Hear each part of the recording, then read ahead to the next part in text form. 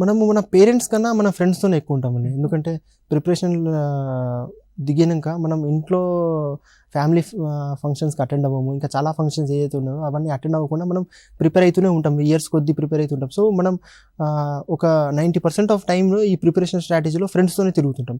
So it is very important how you choose your friends అన్నట్టు. వాళ్ళు ఏదైతే పనులు చేస్తామో దాన్ని మనకు అలవాటైపోయి మనం అదే పనులు చేస్తుంటాం. సో నేను ఎప్పుడైతే 2019లో ప్రిపరేషన్ స్టార్ట్ చేశానో నేను తొందరగా బయటికి వెళ్ళిపోవాలి ఈ ప్రిపరేషన్ సైకిల్ నుంచి అని అనుకొని నా ఫ్రెండ్స్ సర్కిల్ అనేది నేను ఒక లిమిటెడ్గా ఒక స్ట్రాటజీగా చూస్ చేసుకున్నానండి. చాలామంది మా ఫ్రెండ్స్ ఎవరైతే ఉన్నారో, ఫర్ ఎగ్జాంపుల్ 15th ర్యాంక్ ఒక అబ్బాయికి వచ్చింది, వెంకటేష్ అని, మా కాలేజ్ నుంచి. అతను కూడా 2 years బ్యాక్ ప్రిపరేషన్లో దిగాడు. ఆయనతోనే ఉండేటోను నేను కూడా.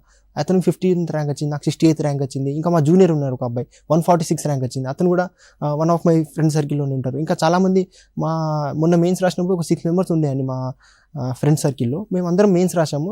దాంట్లో 3 అవ్వలేదు, 2 అవ్వలేదు, 4 ర్యాంక్స్ వచ్చింది, 4 ఇంటర్ కాల్ వచ్చింది. దాంట్లో 2 ర్యాంక్ వచ్చింది. మిగతా 4 ఎవరైతే ర్యాంక్ రాలేదో వాళ్ళకి Group 2లో మంచి ర్యాంక్ వచ్చింది ఏపీలో, ఇంకో 3 Group 1లో మంచి ర్యాంక్ వచ్చింది. అంటే మనం ఎవరైతే ఫ్రెండ్ సర్కిల్ చూస్ చేసుకుంటామో వాళ్ళు ప్రిపరేషన్ కాకుండా వేరే వాటికి ఎంటర్టైన్మెంట్ చేయకుండా మనం జస్ట్ ఎగ్జామ్ క్లియర్ చేయాలి, క్లియర్ చేసి ఒక ఉన్నత స్థాయికి వెళ్ళాలి అలా అని అనుకుంటే మన మైండ్ సెట్ కూడా మన చుట్టుపక్కల సరౌండింగ్స్ బట్టి మారుతూ ఉంటాయని నేను అనుకుంటానండి.